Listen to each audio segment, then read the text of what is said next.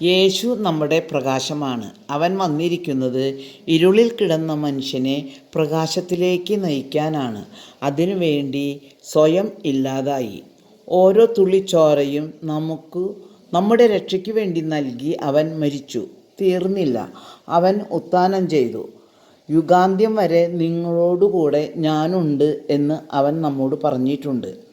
നമ്മൾ ആ പ്രകാശമാകുന്ന യേശുവിനെ നമ്മുടെ ജീവിതത്തിലേക്ക് ക്ഷണിക്കുക. അവൻ വരുക തന്നെ ചെയ്യും.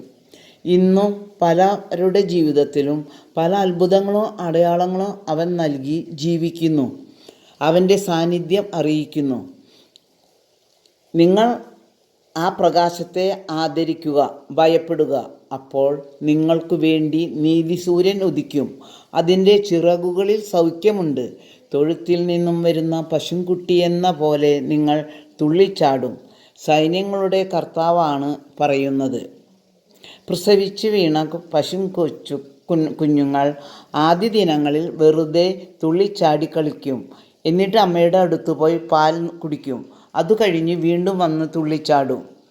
അതുപോലെ നമുക്കും യേശു എന്ന പ്രകാശത്തിലേക്ക് നോക്കി ഒരു നിമിഷം നമ്മുടെ ഉത്കണ്ഠകളെല്ലാം യേശു എന്ന പ്രകാശത്തിലേക്ക് വിട്ടുകൊടുത്തിട്ട് അല്പനേരം ഒരു കുഞ്ഞിനെ പോലെ അവിടത്തെ നോക്കി ഇരിക്കുക.